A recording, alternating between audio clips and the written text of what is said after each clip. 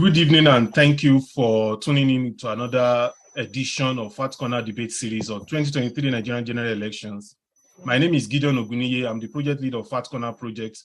Today's debate is titled, Who is the best presidential candidate for Nigeria coming 2023 election and why? And the focus of our discussion will be on some of the key highlights of the manifestos of the presidential candidate of APC, Labour Party, and AAC. But before we go into the debate, I want to say that to see our previous editions of this debate series and other presentations on Fat Corner Project, please follow us on social media, Fat Corner on Facebook and YouTube, FACT in uppercase and corner in lowercase. And you can also visit our website, www.fatcorner.org, to know more about the project. At Fat Corner, our motto is empowering youth towards a better Africa. And therefore, the aim of our talk shows, our interviews, our debates is to educate young people in Nigeria and Africa at large on their roles in politics, in leadership, in governance, and nation building.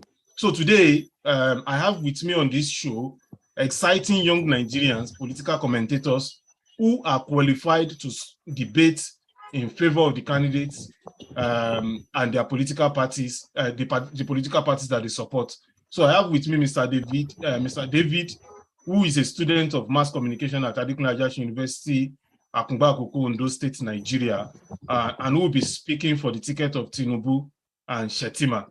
And I also have with me Mr. Adewumi Adegbemile, who is a cyber security consultant, a service delivery lead at CISO, a company in Lagos, and is also a political commentator. So Mr. Wumi will be speaking for the Obi Dati ticket.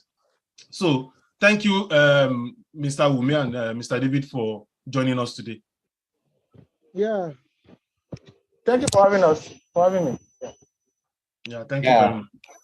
It's a pleasure to be here.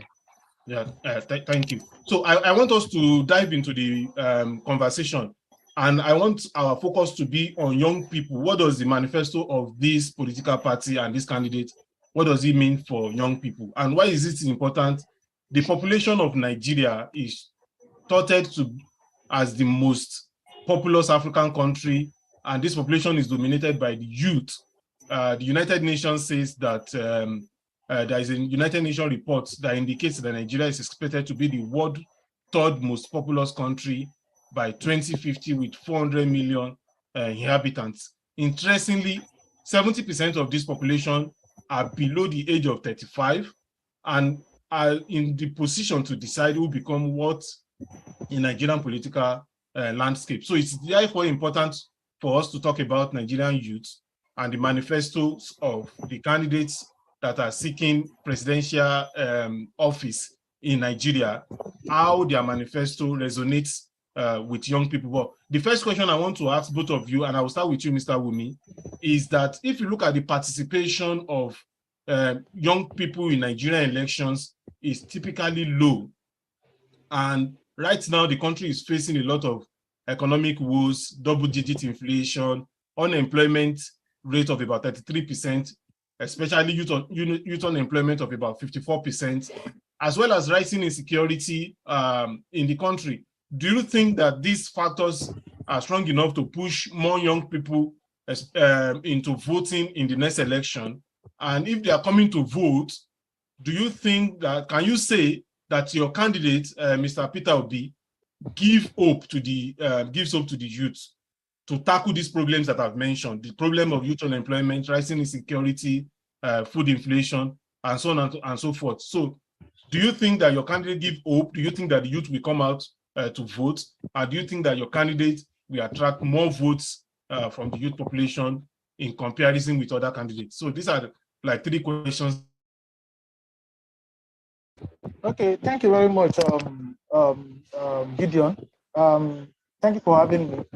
So I believe, as you know for a fact, that the Obidati campaign has been centered or hinged around the youth engagement and youth participation.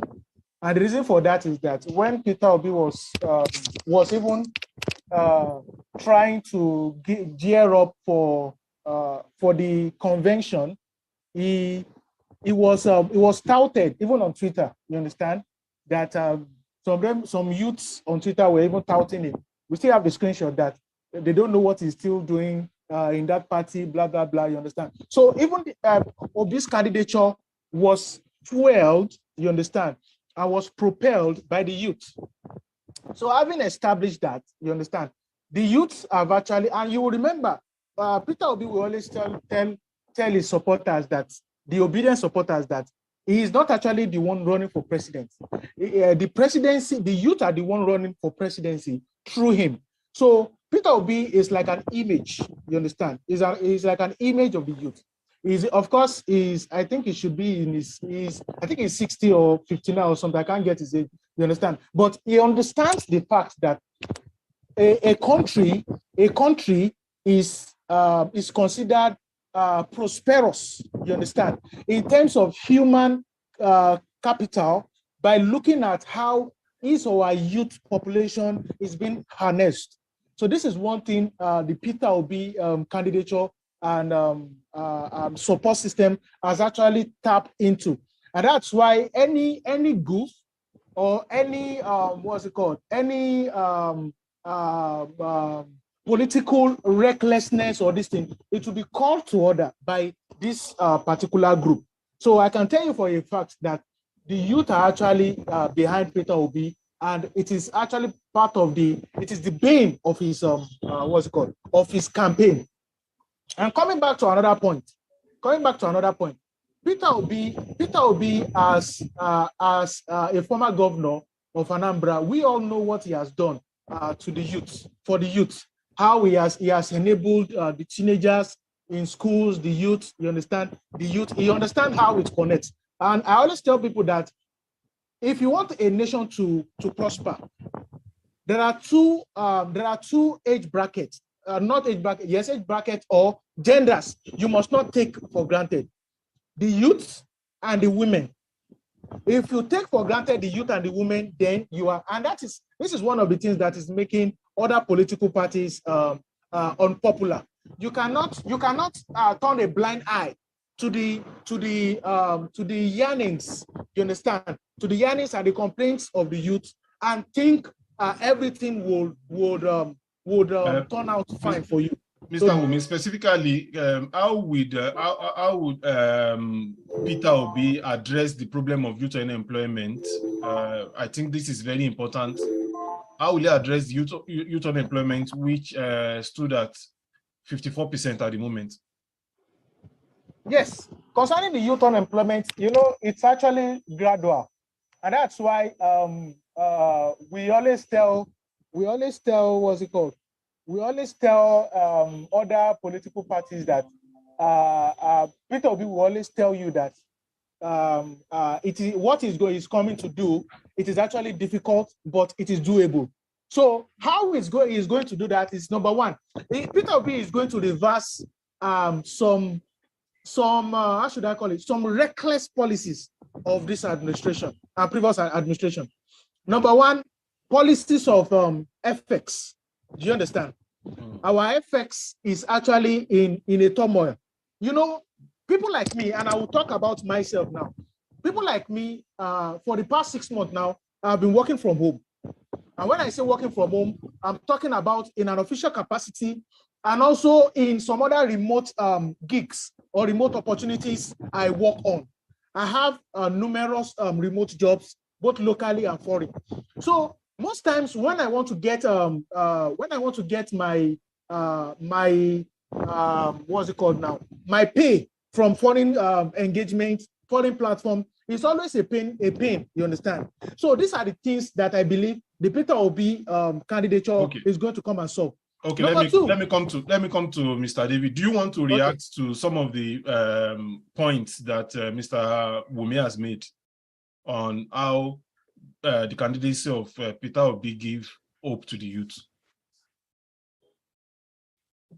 Do you want to respond? I think you are muted. Yeah. Yeah. Can you hear me? Yes, we can hear you. He mentioned something about FX in the other time. And I've seen some of the interviews with Peter Obi.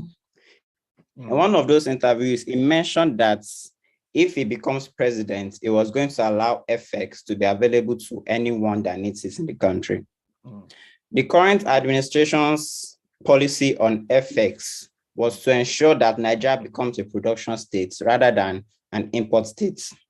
At this point, making FX available to everybody in this country again is going to take Nigeria back to an import-dependent country.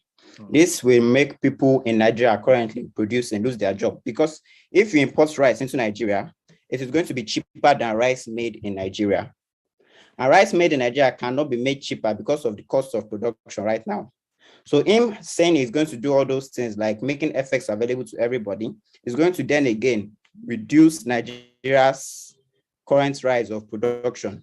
Over the last few years, Nigeria has gone from the largest importer of rice in Africa to the largest producer of rice. And it's because of these policies that the federal government has been able to do all these things, including milk. I think that point is taken. That will be the major question I'm going to ask you, Mr. Wumi, in the course of this debate. Because sorry, I want to quickly give a rebuttal to that start. Yeah, maybe just one minute, because we still have time to talk about that particular policy. Yes, as we go on. Nigeria, maybe 1 minute. I stand to be corrected. Nigeria is not the highest producer of rice based on the somersaulting policy of the Buhari's administration. Why do I say this? You cannot say you are the largest producer of rice when there is a shortage, there is insecurity in the land. You know very well that most of the northern states, countries like states like Niger, Benue, Kogi are ravaging with flood and insecurity. So you cannot. I don't know where that production and I don't know where that start is coming from. If you could give us a start, I'm going to follow suit. So Nigeria is nowhere the largest producer of rice. Thank you. Yeah, okay. So let me come to you, Mr. David. You are speaking for the candidacy of Tinubu and Chetima. And I want to ask you the same question. Does your party and your candidate give hope to the youth to tackle the problem of youth unemployment, rising insecurity, food inflation, and poverty? Of course, if you're talking about... Yeah, go ahead. If you're talking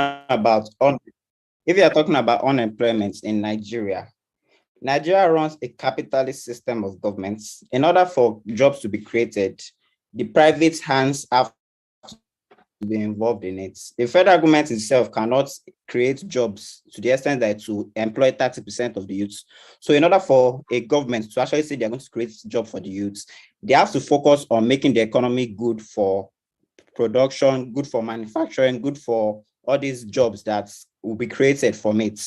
So if the present administration, the incoming administration, in their manifesto yesterday, they mentioned student loans. Those student loans are going to help a lot of people, because people now, the rate at which people don't go to universities will be reduced. In other words, Nigeria has more educated labor that can be used in the workforce. And the current, the FX policies in which they said they were going to implement, they are going to make sure the FX is now a single rate FX. And with the policies on import as well, they said they were going to add particular fees, excess fees to imports, in other words, so that it can make production in the country more favorable to the youths. Once production is more favorable, building Nigeria is more favorable, jobs will be created. And all those companies that are importing into the country, once they see that if they build factories here in Nigeria, they will not... Yeah, I think we're having a problem with David there. So we'll come back to David. I want to now ask you, I want to come back to you, Mr. Wumi. So you mentioned FX in your opening remark. Mr. Peter Obi released his manifesto. They will not have to spend as much on importing. That is going to bring a lot of factories.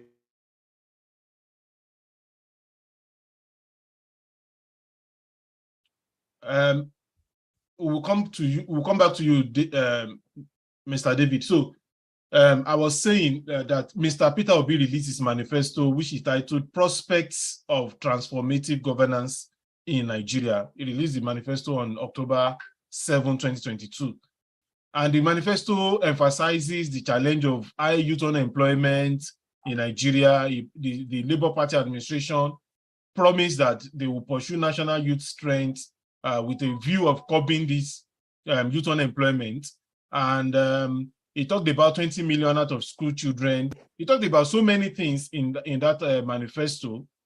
And but one particular key highlight of that manifesto, which you have also mentioned in your opening remark, is that Mr. Peter Obi said we will remove import and forex restrictions and insist on a single forex market. The current system penalizes exporters. Let's emphasize that word. Exporters who bring in forex by forcing them to sell at a rate that they are unable to source for when they need to purchase forex. So he talked about exporters, and he's also talking about we will remove import restrictions. So, like David has said, if you remove import restrictions, that means we import more. And then there are a lot of people that are saying, like former presidential aide to the ex-president Goodluck Jonathan, Reno Omokri, who has picked on in the economic manifesto of Peter Obi, that if you remove import restrictions, then Nigeria president will end up destroying local manufacturers.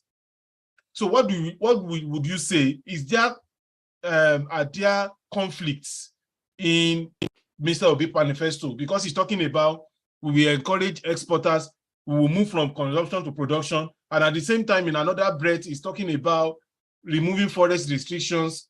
And what would you say to the critics of Peter Obi that are saying these economic plans would rather favor the importers at the detriment of the local manufacturers? What is your response to this, Mr. Wumi? Okay, thank you very much. Thank you so much. So I know, when you don't look at things objectively, you are bound to always make cryptic comments and take a swipe about someone, about an individual you don't even like as basis. You understand? So let me put a distance to that. So why do I have issues with this administration on exportation and some other effects? Number one, this was an administration that came in when there was a high level of insecurity. Of course, Buhari took it to another level, a record level. There was insecurity, very much insecurity during Jonathan.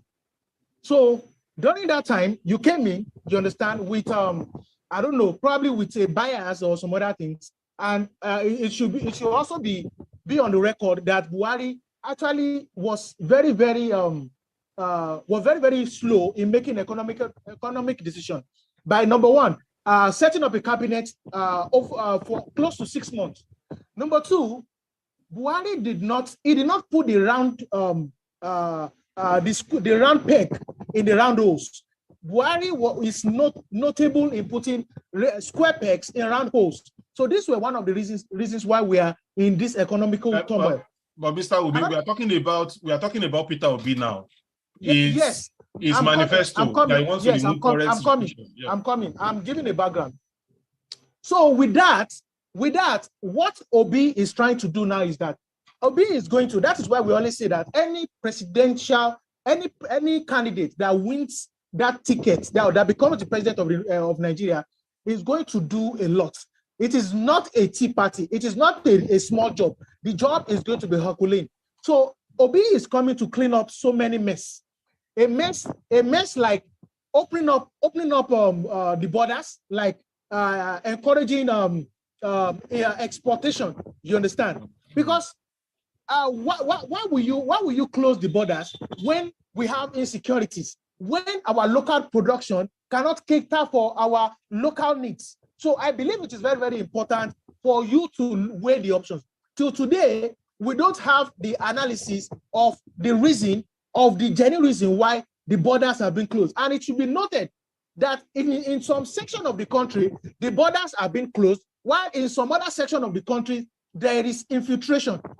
You understand? So we cannot have all these somersaulting policies and this. So going back to what you also asked is that Obi is going to do a critical study on what is important and what we should export and what should import. You understand?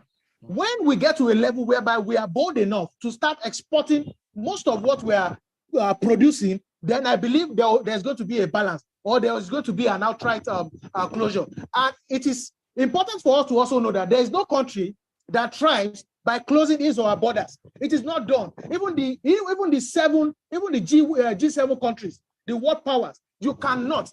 Look at Russia now. Russia is suffering from so many restrictions now. Restrictions from the United Nations, restrictions from the international communities. The Russia is becoming crippled now. So that is what it will affect. So that's my point. Okay. Mr. David, do you want to respond to that comment? Yeah. Hello? Go ahead. On the issue of Russia,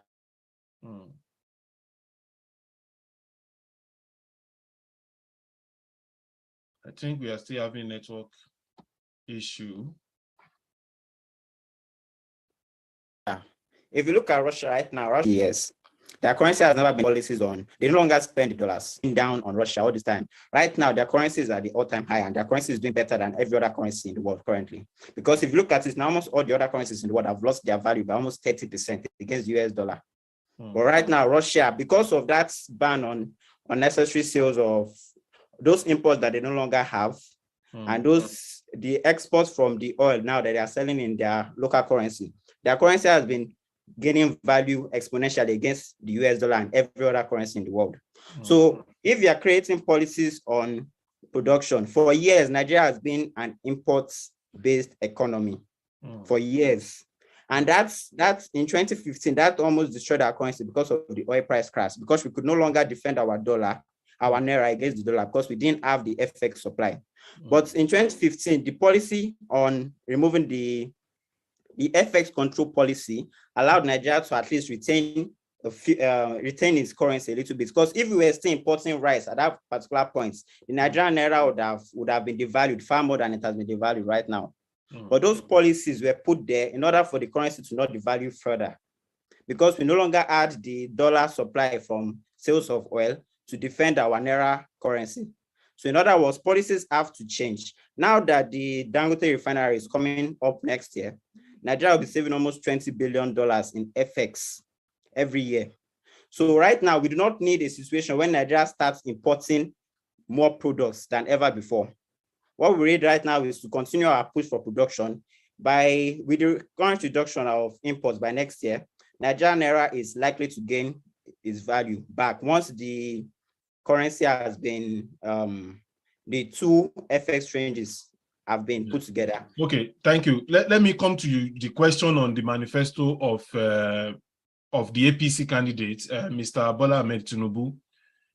You will recall that, okay, the manifesto, there is an highlight that he said that under Tinubu, I'm trying to look for it. So he's saying that we give out student loans. We will give out student loans. That is, the government is going to institute a pilot student loan scheme. And he said that institutions will charge more effective, more cost-reflective tuition fee, which means that if you are getting loan, that means the tuition fee will increase. So that means the government will try to remove the subsidy on tuition fee for students. And he's talking about so many things that concerns Nigerian young people, especially the students, changing in the curriculum, that we have a modern standard curriculum will be developed. But you will recall that in 2015, in the presidential campaign in 2015, Mr. Bola Ahmed Tinubu told millions of Nigerian students that APC government will introduce student loan scheme and activities in our schools will not be disrupted. 7 years down the line, the promise of the student loan scheme have not been fulfilled. And we have ASU just returning back to work a couple of weeks ago after 8-month strike, which is a pointer to the fact that the promise on no disruption of academic activities was also not fulfilled. So Nigerians want, especially young people, they want true solutions to some of these problems that are facing us, not another failed promises repackaged to them. So what would you say? How realistic is the promise of student loan scheme in a country where young people are running away? So if they get the loan and they travel to UK or to US in the tomorrow, so how feasible is that student loan scheme? How feasible is that they are going to pay back?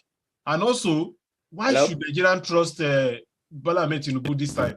If he said 7 years ago that the government will introduce student loan scheme and it was not fulfilled, so why should we trust him now that this student loan scheme is not going to be another failed promise? Yeah, on that topic, seven years ago, when this government was making all those promises, the price of oil then was at $100 per barrel. But a year later, after the 2023 elections, 31 states were owing salaries.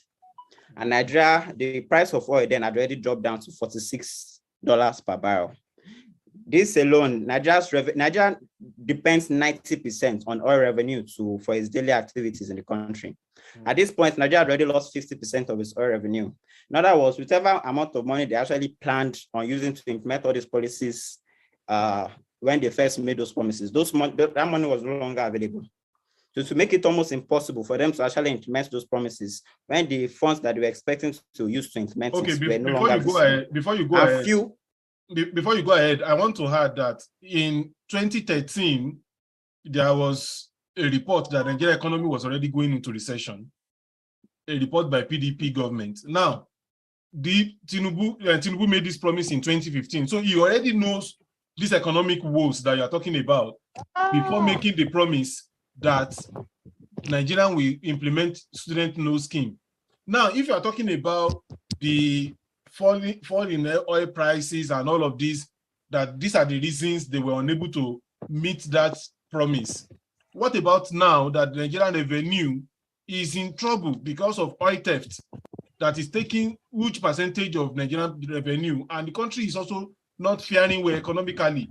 When you look at the we are not able to meet OPEC requirements of oil production. We are unable to meet, we are servicing debts. So how will this student loan scheme be feasible now?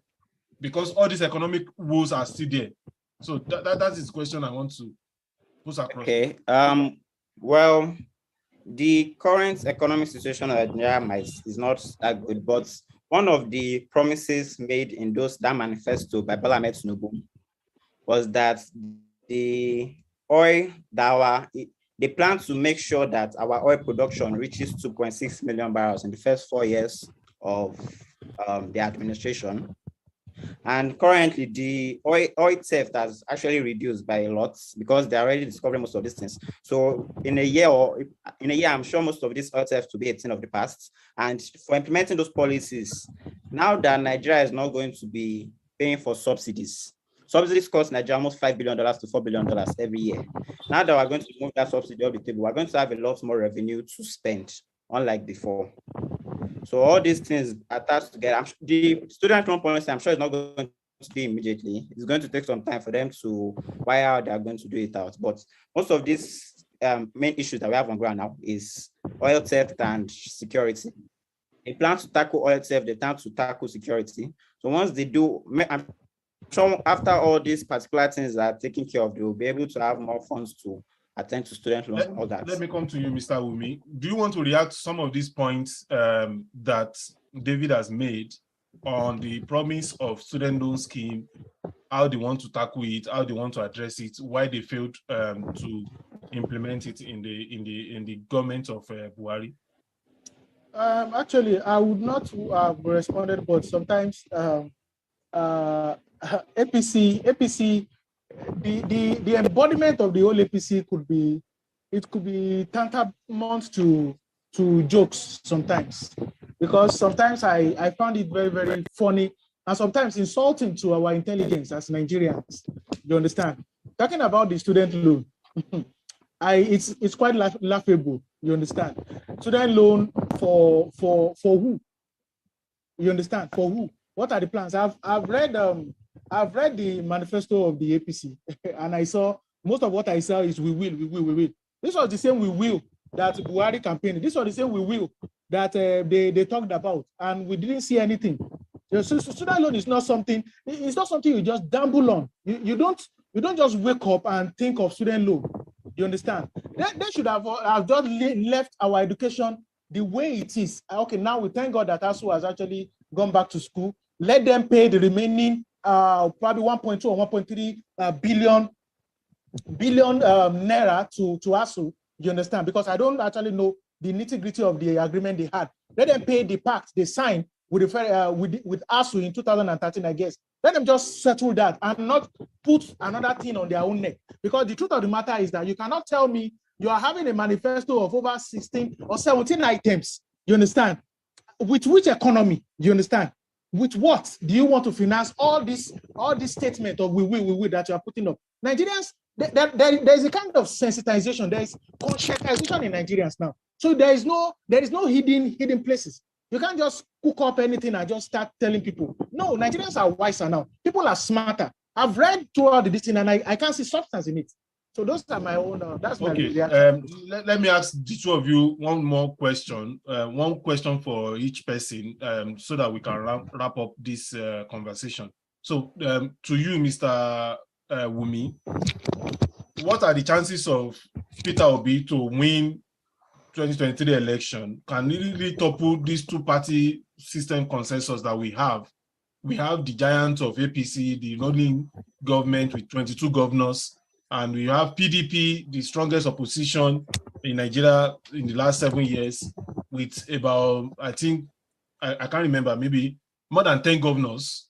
So Peter Obi is coming with a consistency that has not been tested before, popularity on social media. And some people have said it's social media sensation. Some people have said that it doesn't have structure that can deliver victory at the presidential poll. So what can you say about the chances of Peter Obi to topple these two-party consensus that we have in Nigeria? 1 minute. Okay, thank you. The chances of Peter Obi is actually, the truth is actually getting brighter day by day. I think I've said it in this platform. Anybody that tells you Peter Obi is going to have an easy pass is actually lying, because the truth of the matter is that the Peter Obi emergence is like it's like a fight between good and evil, between light and darkness. It's going to take more than, of course, thank God, the 4 people tweeting in a room, they don't push that narrative again, because they've seen what we're capable of.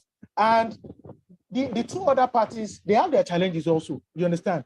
Yes, Peter Obi is like the new kid on the block, but how do you know something will work if you don't test it? So it is going to be a test of our political system. And thank God for the electoral bill that was signed and some other things. So for the other parties, okay, the party like ABC also, they also have a serious dent. Like the APC now, there are internal wranglings, there are internal issues they are having. They will still battle with the Muslim ticket at the poll. Okay. We have so many factors affecting all. So I can't say categorically. Let me also give chance. Thank you, Mr. Wumi. Very, very bright. Yeah, because of our time, let me also give David a chance. So if you look at the perceptions of Nigerians about the administration of Buhari, people believe that he has not been able to end the insecurity in the country, the terrorist attack, banditry. And do you think that all of these people's perception about the government of Buhari will have negative impact on the chances of Tinubu to become the next president of Nigeria? 1 minute. Yeah, I think it's going to be a major issue in their campaign for this year, because they are from the same party. So they're going to intertwine both his administration with the incoming administration of the APC. But the thing there is, Tinubu was once governor of Lagos State. People that were in Lagos State saw his performance as governor. When he came into power in Lagos State, there was also insecurity in Lagos State, and he tackled that very well.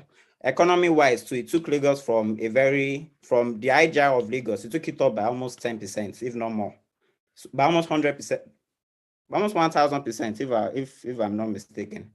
So the fact remains, the Tinubu himself is a very innovative man, and we believe that people are going to base his abilities on him himself and not his predecessor's abilities. So that should be able to. A lot of people don't like Buhari, but they still like Bola Ahmed Tinubu. So we think his own personal abilities will be what he's going to use to campaign for, and not. All right. Thank you very much. We need to go now. For the records, Tinubu never increased the IGR of Lagos State to anything near 100%. I think insecurity was the million to 8 billion. Insecurity was one of the worst during Tinubu. Yeah, thank you so much, guys. I would have loved that we continue the conversation. If you look at the performance between Tinubu and Peter Obi, you understand that Tinubu performed better than Obi. I wish there was more time. So I will give you details of. I'll bring the two of you back next time. So at Fat Corner, we believe that young people should interrogate the promises, the campaigns, the antecedents of the people that are seeking elective positions in Nigeria, and that is why we are doing this kind of debate. And I want to thank you very much, Mr. David, for giving us your time on this show today. We really appreciate your contributions, and also Mr. Wumi for your time. And let me say that you can look at the other debates that we have done in the past. For those at home, you can look at the other debates we've done in the past and some other presentations of Fat Corner by going through social media handles, Fat Corner on Facebook and Fat Corner on YouTube. And thank you everyone for listening, and we'll meet again some other time. Thank you very much, everyone.